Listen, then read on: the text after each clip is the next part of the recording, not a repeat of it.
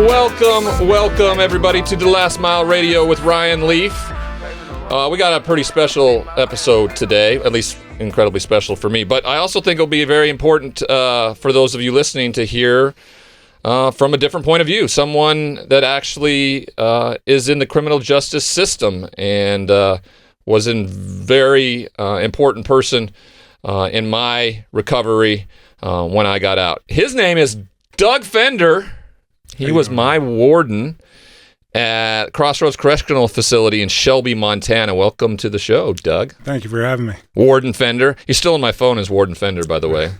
I have my wife is like, do you call it? What do you call him? And I said, well, I don't know. We don't really. It's not that personal. Where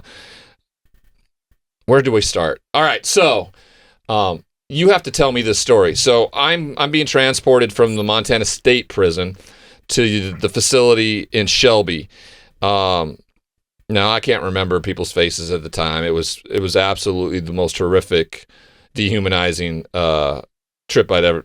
You're shackled. You're in a little. I consider it like a dog kennel. Like a dog catcher picks up the dogs and put them in this kennel. It felt like that. Guys, you don't stop at any point, so guys piss themselves in there and stuff like that. It was.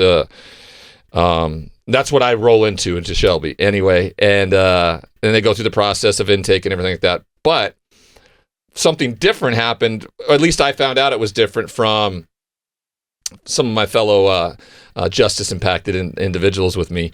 The warden came down and that was not something that normally happened. You weren't the warden at the time, right? You were... Correct. What were you, like the assistant? So I hadn't moved there just yet. I was still working in Florida and later on moved to Montana. When for someone who of course has never been through that experience, that was unusual behavior for like a warden to come down and like for just random intake things, right? Sure. Yeah. I took it as him doing me no favors because first of all he wanted to put me in like the honor pod, which for those of you out there that don't know, the honor pod is really an earned thing, right? A long term of good behavior, things like that. And I just remember looking at him going, and this led to, kind of my disdain of myself and everybody else while in this process. But I looked at him and I said, you're not doing me any favors here, pal. Like people are going to look at me. I don't know if that's your intent or what, but people take a long time to earn this stuff.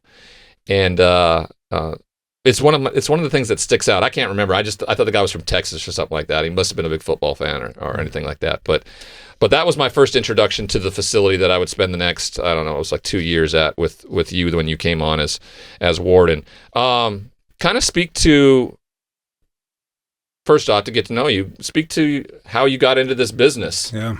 So I was raised a little bit different, right? So come from a different background. Nothing in life was free. So my dad was a firm believer in you've got to work for everything. And there were opportunities for me and my brothers to play ball and get scholarships. And, Dad just said, hey, I'm not signing for a scholarship. I'm not paying anything back. So I said, well, I'll go to the military. He said, well, you're not old enough for that either. So I'm not signing for that either. So I said, well, I'll get a job. And the day of my graduation, he told me, he said, you have a month to find a job and start paying rent. So I did. I found a job. I started working in a steel mill. And then a buddy of mine said, hey, he said, what do you think about coming and working a job where you get to tell people what to do and you're in air conditioning, right? I said, man, sign me up. I'm not getting burned every day. And, I'm all for it. So that was 27 years ago, right? But you learn it's a different world now than what it was back then too. It's the role in corrections is changed in that you've got to remind folks that we're not the judge and jury, right? We're not the ones that are there to punish anyone. Our job is to ensure that we're taking care of folks, giving them opportunities to better themselves and their punishments being separated from society, right? That's a tough thing to do. You have a lot of folks that think that they can they can do it. I've often told myself, if I had to go to prison, I could probably do it. But if you really sit down and think about it, I probably could not do it. I wouldn't want to do it, right? It's to be told when I'm going to do something, when I'm going to go to chow, when I'm going to see my family, be able to call my family, be able to go to take a shower. I mean, there's a lot of things that are restricted that we take advantage of as free people that we don't realize the impact that it has on someone that is incarcerated. And I find that to be the truth in a lot of ways of why people take jobs in this profession. Usually it's based around, I think there's three individuals that do it. People that have like a power thing that they want to have that over somebody else. The second one is simply someone who knows the benefits are great and it's, you get paid and there's really good health care that comes with it. And the third one is that somebody who really wants to make a difference. Sure. You can definitely make a difference in a person's life, and you don't realize the amount of lives that you touch. Not just the incarcerated person, but their families. You are indirectly touching these individuals, and you're making an impact. Your bad day could turn into their bad day. Your good day can be their good day as well. All right, so give the audience some adjectives and understanding around the inmate I was. Ryan, difficult. That's an understatement, probably, for a word. Challenging. Challenging. I would say you wanted to show you had control in the smallest of issues. Being able to do that, I think, gave you a little bit of that control where most people don't have it. A lot of people didn't think of it as, why is he doing this? He's just wanting to be a jerk or this or that. But when you're taken out of an environment where you've had control all your life and put in a place where you don't have control, you've got to find the ways that you can get that back. And I think you tried to find those things it was a game. It was a game of, let me see who I can steal their cool today and cause them to do something that I can go back to the cell and... I don't know what it did. They'll give you some examples, all right? So we wore these IDs that we had, and your appearance had to match, of course, the ID, like the driver's license or anything else. So when your appearance changed while you were incarcerated, they asked you to go down and get a new photo. And so I had let my hair grow immensely long beard, and so they, were trying to get me down to take a new picture. And so I did it. And I went down and I took the picture. And then the next day, or may have been the day I got back from taking the picture, I shaved it all off. And so that meant that I was going to have to go get another ID. And I had drained my finances in my book, so I couldn't pay for it either, which was a big part of what you were right. It was the smallest things. And I didn't come back to the room feeling, I needed to feel something. Right. And that made me feel in a moment superior in a place where, and I was choosing to be there at that time. I kept denying my parole. Speak to that. I don't think a lot of people understand that every time my parole came up, I told everybody to go fuck themselves. Right. Why would somebody continue to do that? And I think that probably speaks to what you watched and saw, that dude didn't come out of his room. I mean, I was as clinically depressed as you probably could imagine, and you witnessed it. Yeah. So you wouldn't come out. I remember specifically calling you into a room right outside the pods and talking to you about quit playing with the staff with your ID. I very specifically remember it, and just, it was you laughing and saying, it's not a big deal. I mean, I've got the ID. Just let me have both of them. No, you can't have both of them. Why can't I just switch when I want to? And you're not going to keep charging me for an ID. And look, man, we got to get over this. We can't keep doing this. It's to understand, though, the position that you're in. I couldn't put myself in your shoes to be a number 2 draft pick in the NFL and going from that to incarceration and having everybody inside that institution look at you, to include the staff when you first came in. I mean, it's you weren't just an incarcerated person. You were Ryan Leaf. those folks grew up in Montana. They know the name. There's not anyone there that didn't know Ryan Leaf, right? And when I first arrived at that institution, I didn't come to seek you out or find you, and I never saw you in the hallway. So for the longest time, I was like, man, I don't think he exists here. I don't know if what he's doing or when he comes out. Maybe he comes out at nighttime to eat, or but it was that was my first interaction, was that ID issue with calling you out and saying, hey, let's talk about this. Another thing was I would, to your point, like whatever famous incarcerated person, like I get a lot of mail. And this was another thing I like to do. Because everybody would gather, because everybody just hoped for the chance that they would get some mail. And I would get loads of it all the time. But I wouldn't go down when it was mail time where they'd announce Leaf, or they would announce somebody else, and they'd hand it back to the person. They're like that. So they'd announce my name 4 or 5 times every afternoon. And I'd sit in my room and I'd just listen to them yell my name. And they'd yell it a few more times. And when they take the mail, they take it back to their control pod. And then they would push the button on the intercom in my room and they'd be like, Leaf, you got mail here. And I'd be like, fuck you. And I would wait until the mail stacked up like this until a guard would then bring it to me. And I felt that was another thing. I was like, no, yo, little man, you're going to go get my mail for me now too. Right. Like, it was just the stupidest. I mean, I was a child. I was an absolute child through the process. And it like, people think it changed for me or anything. Like, nothing really changed until about 6 months left.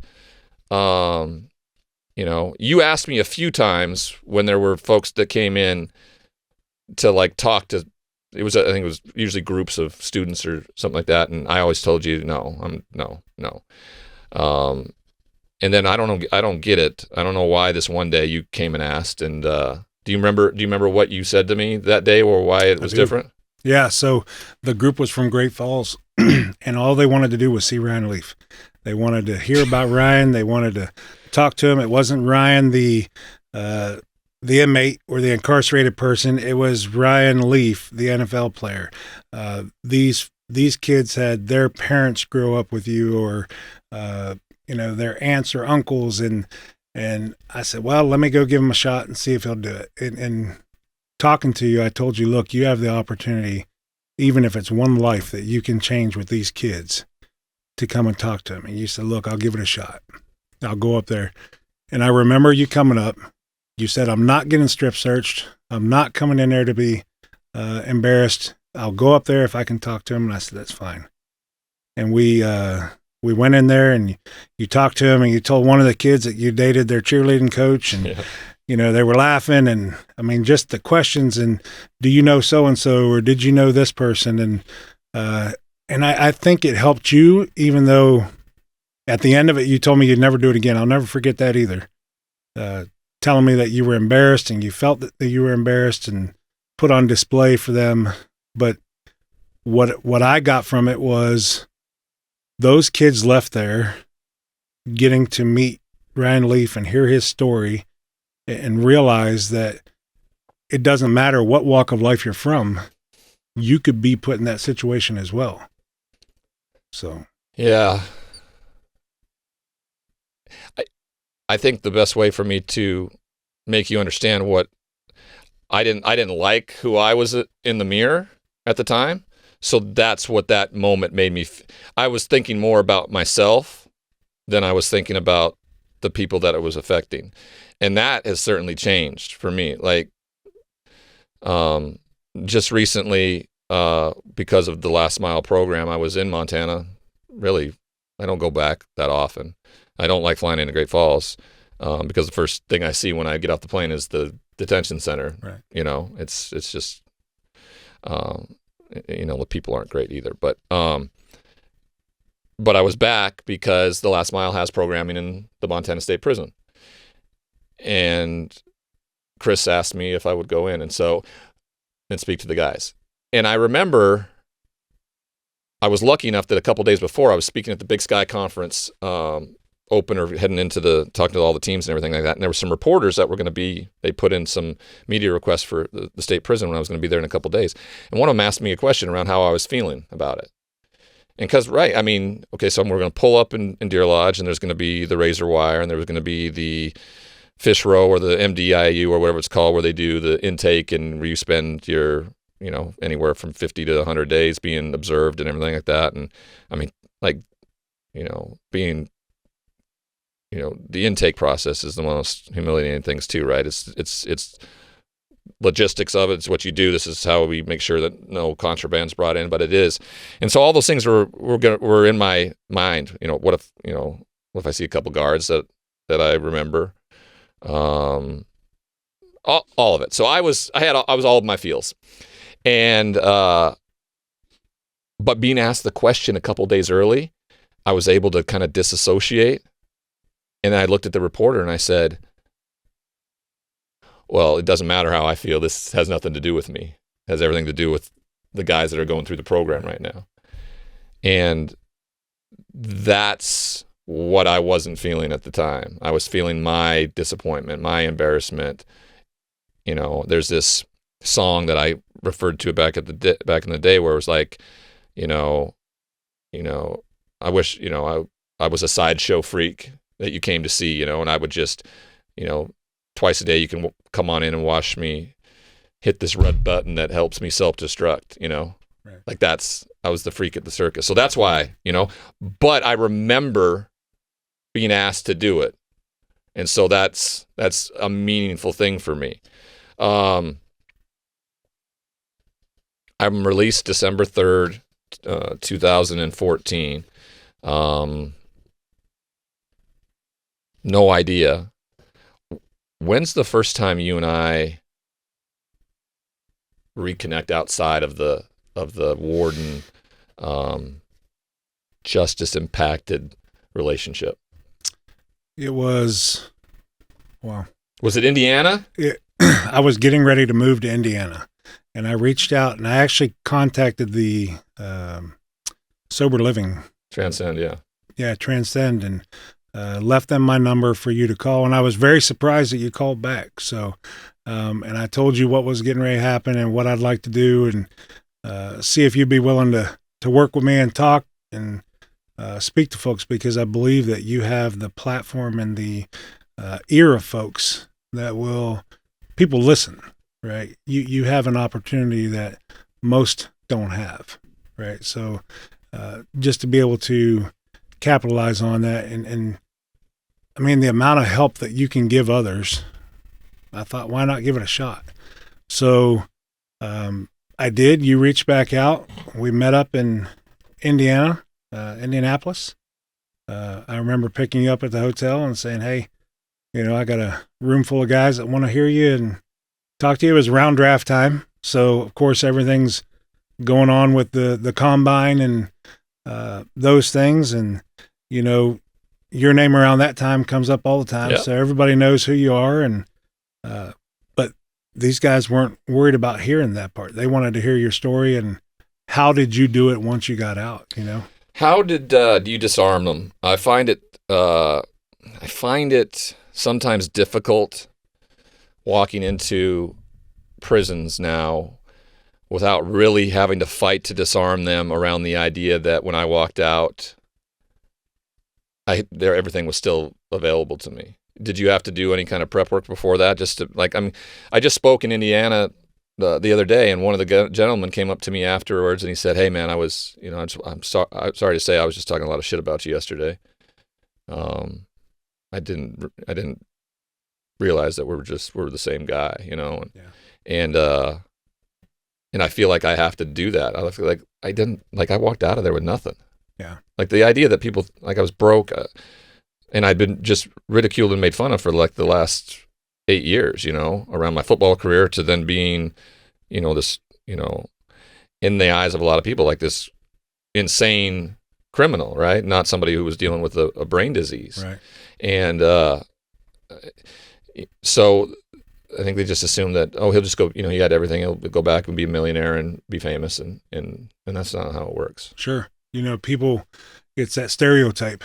Every profession out there has that stereotype that people think. And I try to tell people we live in a world of perception, and their perception is their truth. So it's our job to change that. If we want to change their perception, we've got to talk about it and be that person to change it. So telling them about you, having this group of guys sitting there and just saying, look, he's the same as you, telling them, I mean, everybody, I tell the individuals during intake or when we meet, I probably shouldn't be running a prison. I should probably be in one. I just didn't get caught, right? Everybody's made a mistake, whether it's drinking and driving, whether it's texting and driving, or getting in a fight, stealing. I mean, as a kid, I remember living with mom and having to go steal food or clothes to just make it, right? Well, we didn't get caught.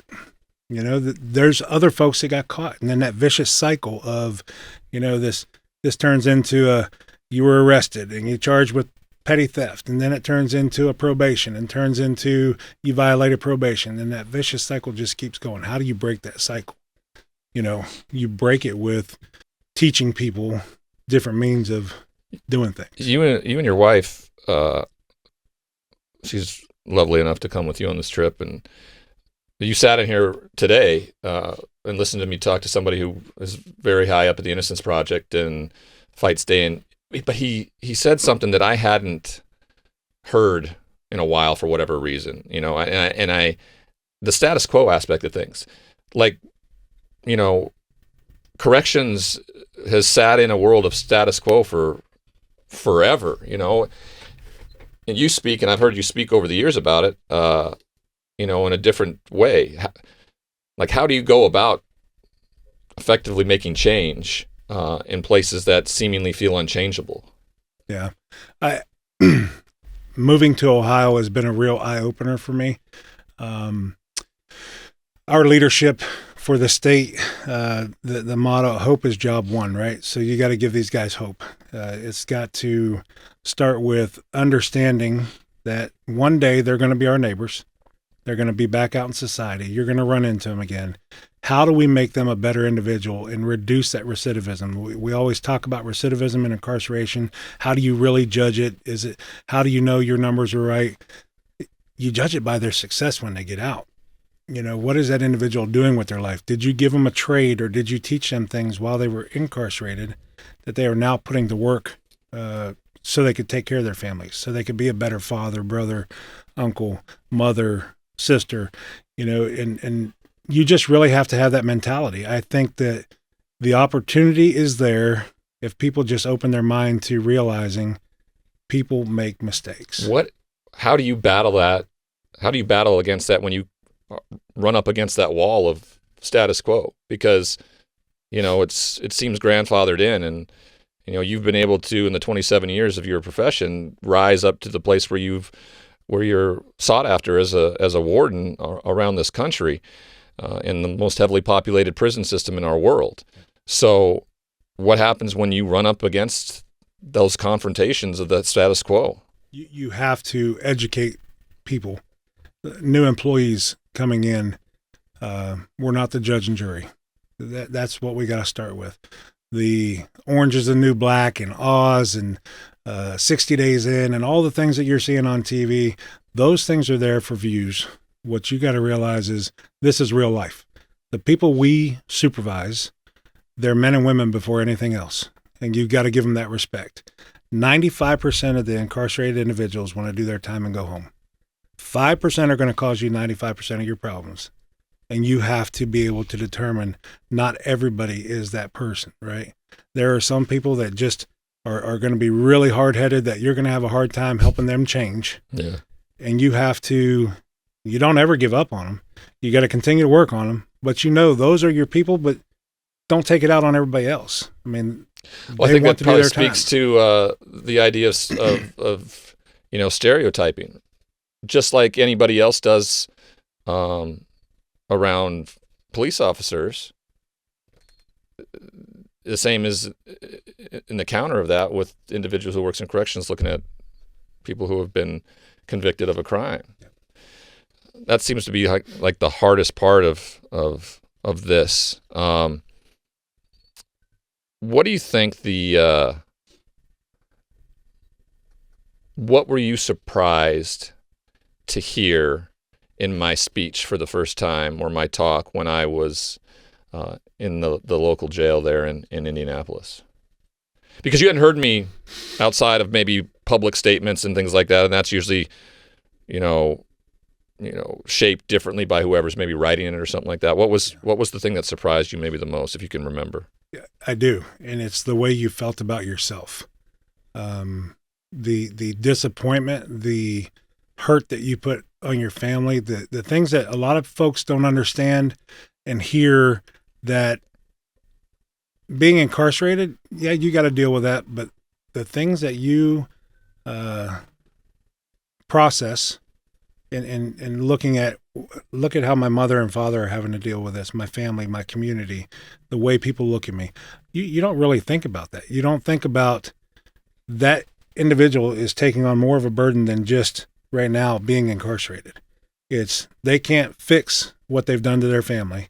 They don't get to be out there and defend their family and say it wasn't them that did this, it was me. Leave my family alone or leave them out of it. But hearing the hurt, the pain come through in your voice and the way you described it, you can tell it still hurts today. There's no healing to that, right? You may say, "Hey, I'm healed," and but it still hurts you every day. It still hurts. Well, yeah, I think that I get asked that question a lot. What are your regrets?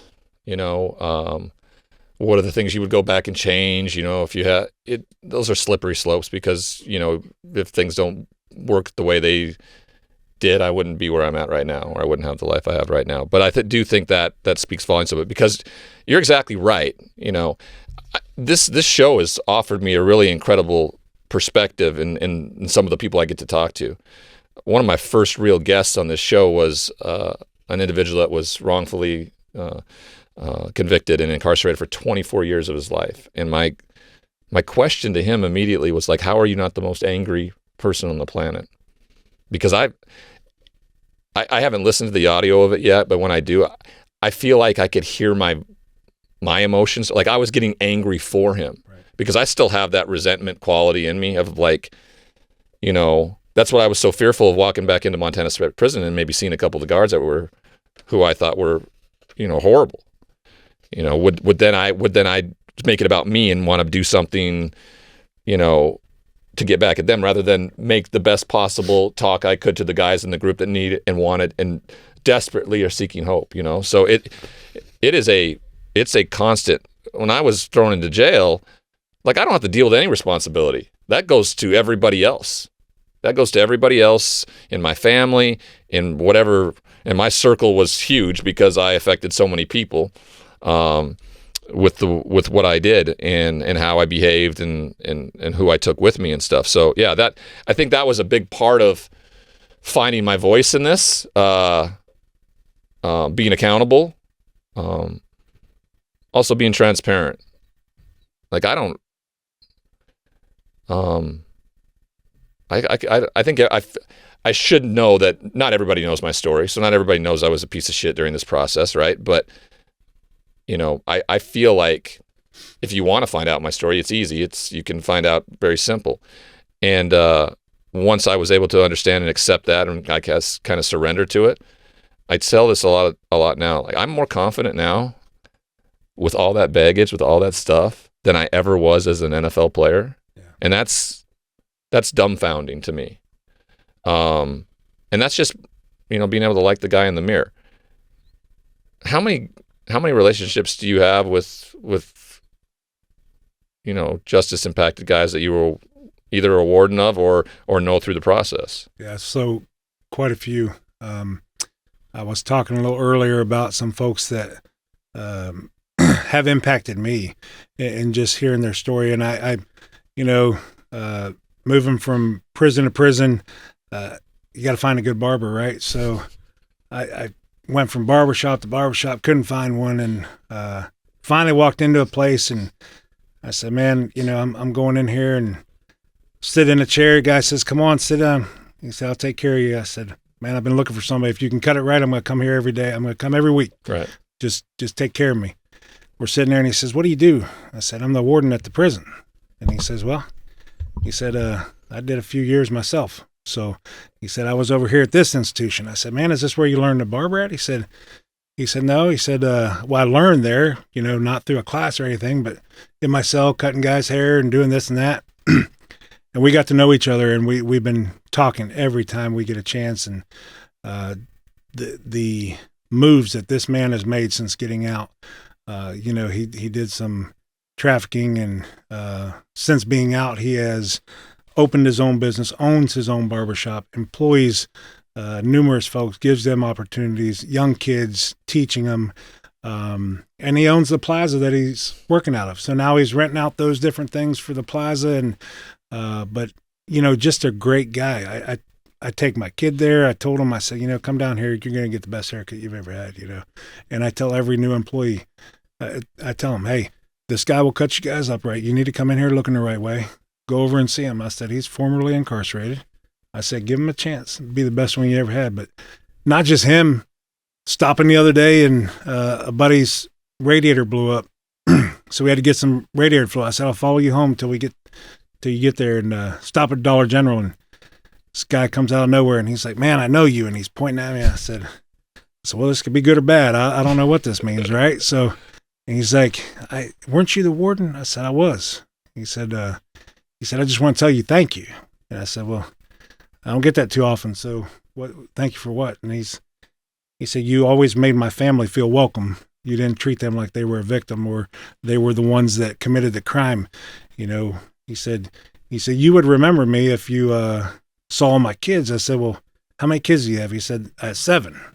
I said, Did that jog your memory? I said, yeah. I said, okay. He said, my wife's in the store and she's coming out. And when she came out, she said, you will never see him where you saw him before. And he said, my kids are in the van. I said, man, I'm proud of you. I mean, just to tell someone that they've made a difference in their life and they're proud of what they're doing. He came over to me to tell me how successful he's been. And, that little thing of not treating his family like they were the person that committed the crime made a difference to him, right? They're people before anything else. They're men. So treat them like that. So, I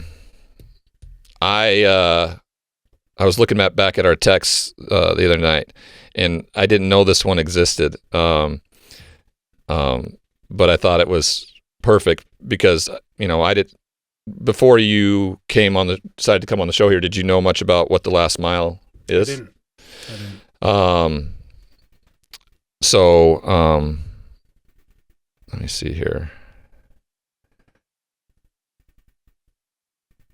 Where's it? We listened to it the whole way here, though, on our drive for 6.5 hours. So this is one of our last texts. This was back.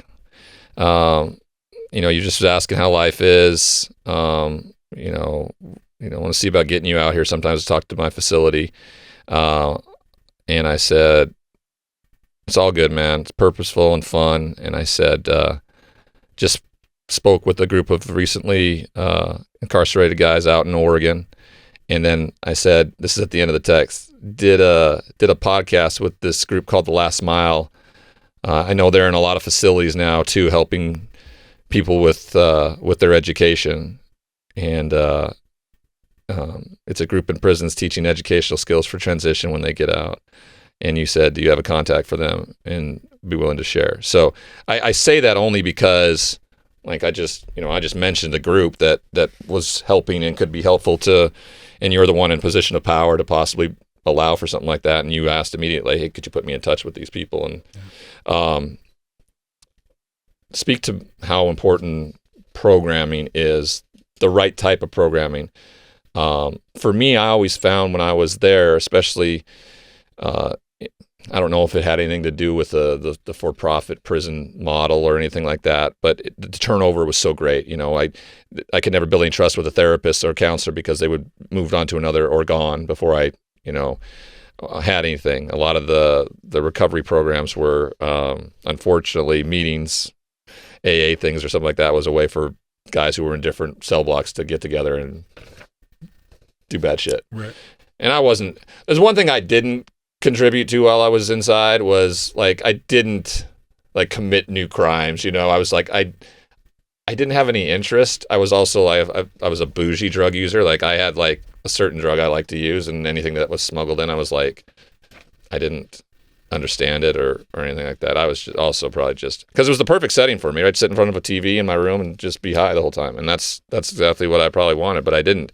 Talk to me from someone who's in that position of watching what is effective, what can change, and what needs to be those types of programs to give them the best transition and hope when they get out. Sure.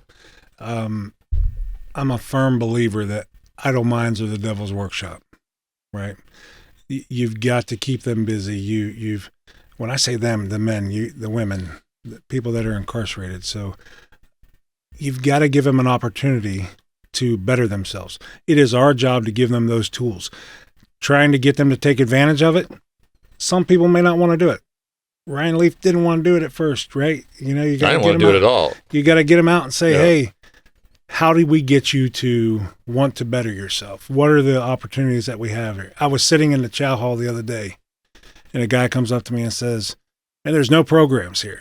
And I start listing off every program that we have. And then I start listing off the things that he could do on his tablet. I start telling him about the 40 plus GEDs that we've given out, the associate's degrees that we've given out, and the bachelor's that we've given out, right? And he's like, well, I didn't know anything about that. Well, then I got to do a better job of making sure that we're advertising these opportunities to you.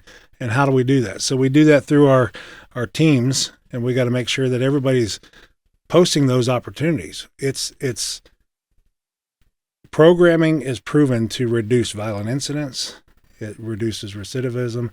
It gives them the opportunities to make the most of their time and give them those things that they may not have had. You know, some people say, how are you giving a incarcerated person an opportunity for an associate's? And I got to be on the streets and pay for it myself. You know, well, I think it's probably a pretty generalization to look at it like it's the taxpayers' impact on something. Like this is ordained. This is a mass incarceration country. So you would rather have them come back out and be someone that contributes to it, right? Than rather than if you don't and them, return. I mean, what's your answer to somebody when that says something like that? Yeah, so that's exactly it. Do you want them to return back into the institution, or do we want to give them the tools to give themselves these opportunities to become a law-abiding citizen and a taxpayer and help contribute to helping others, right? So there's the empathetic version. The guy listening to me in that, or then says, I'm returning going, I don't care what happens to him. I just don't want to pay for it. Right. That's the mindset that most people have, right? Sure.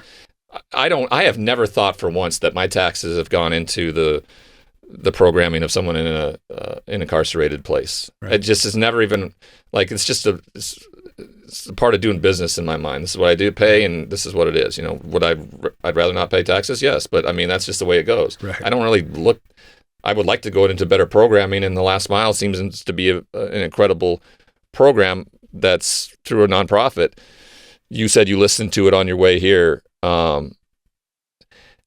I can speak definitely to the change in technology or the change in what a workforce looks like during even a 3-year span, like in my case.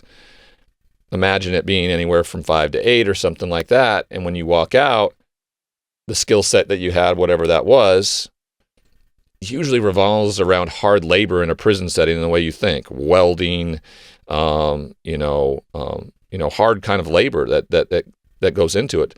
Instead, this organization brings about an opportunity you learn coding. Right. I've talked to these guys in there. They didn't even know what a 0 and a 1 was. They've never even seen a computer where you could code and everything. And now they're building these websites without even being able to use the internet because you have no access to the internet while you're in there too. You have to, if you have any questions, it has to go through a process and then come back to you and the patience it chose.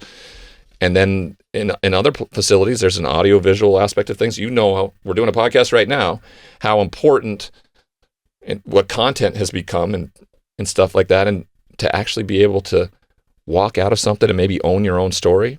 I did it. I sat in front of a microphone. I recorded my own podcast. It's my story. It's in my voice. And they all have a voice. Right. And they can be a difference maker in it. So what do you think the apprehension, because for every instinct in my mind is that the last mile should be in every correctional facility in the world mindset, what do you think the hesitancy is in terms of bureaucracy, red tape, things like that? Why maybe a warden, someone working in the governmental office isn't just open to something like that? Yeah, I think it's the opportunities. You've got to be open-minded to the different opportunities. And like I said, coming to Ohio, the director for our state is very open to new ideas, wants you to test those boundaries of, push it, don't push it too far. If you think you push it too far, you probably push it to where I want you to push it, right? So it's one of those things where she has been very supportive of get the ideas to us, let us look at them and see what we can do. There's things that I never thought I would see. We installed some barbecue grills on the visitation patio. Why not let them have a barbecue with their family? Or they brought in food trucks to the compound and let them do that. There was a little bonfire pit where they were able to sit out there and it was a group talking about some AA, NA stuff, but they were able to talk over a bonfire and, have some s'mores and do different things. I mean, think about the different environments that you can put them in to get them to begin to heal and fix some of these things. But I think a lot of the folks are so used to 27 years of corrections, and it's a bunch of folks who should be guys that are just telling people what to do, and you're going to do this. This is when you're going to do it. It's okay to ask somebody to do something, right? It's okay to be nice when you talk to folks. The punishments happen. You're not the punisher. Right. And that seemingly feels like what it was a lot of the time. And again, just a status quo. I mean, every movie you've seen, every kind of narrative that's been told, it's been like the process of the punishment has been dealt down. You're in it. Yep. There doesn't need to be any continued punishment. You talk about like the little things, like the hope of that. I think that lends itself to the perspective one gains from, and I don't know whether or not I certainly didn't have it then. Okay. In the process, I'm not there, but like every night I lay down on my bed next to Anna and I go, and I'm just like, I love my bed. I love it. And she looks at me because she's heard it. We've been together for almost 9.5 years now. And she's like, I get it. You love the bed. But I'm just like, no, you don't get it. Because you don't have the same perspective I did. Like I slept on a steel slab for 32 months. Like, so there's a perspective there that I live in a lot of gratitude a lot of times. Yeah. Have you found that tends to be the thing that gets in the way from someone when they get out? Their inability to see the brighter side of the street or something like that than where they were before because of, I mean, that's the biggest thing for me. When I hear somebody complain, I just tend to go, dude, it can be worse, And they're like, well, yeah, I'm not, so we could be in prison. Yeah. I consider that to be, especially with the way my life is right now, I consider that to be the worst possible place that could amount to it. Where do you think I would argue that probation has a ton of issues around it because of the paper that walks with it. Like someone who has like 2 years left on their sentence, goes with them the whole time. And if they mess up on their probation, they go back, they'll spend 10, 12, 15 years on a 5-year sentence because of it. Where do you think the biggest missteps are when they walk out of your facility and head out into the world? So we're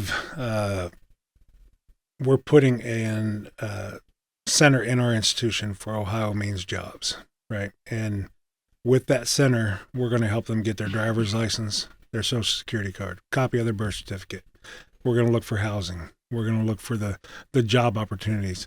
We are going to do everything we can possible to set them up when they get out to where they're not going back to it may be a shelter to begin with, but they're not out there on their own trying to find these things. And when they can't find them, they go back to what they knew and run back to that buddy that led them down the wrong path, or because it's easier. Right. Because I don't know anything else, and I know at least I can go sleep here for the night, or I can do this or that. So giving them that opportunity, and I think a lot of it boils down to family involvement. I don't think we involve the families enough when it comes to preparation for someone getting ready to get out, and involving them to say, hey, you know what? Why don't we start bringing you in once a week and start easing this transition and saying, okay, here's the transitional plan. This is what we're going to do. This is where this individual is going to have to go. You know, he has to go to probation every time at this time. He's got to be here. Lay that plan out and have a plan to where somebody's going to be that support system for the individual getting out.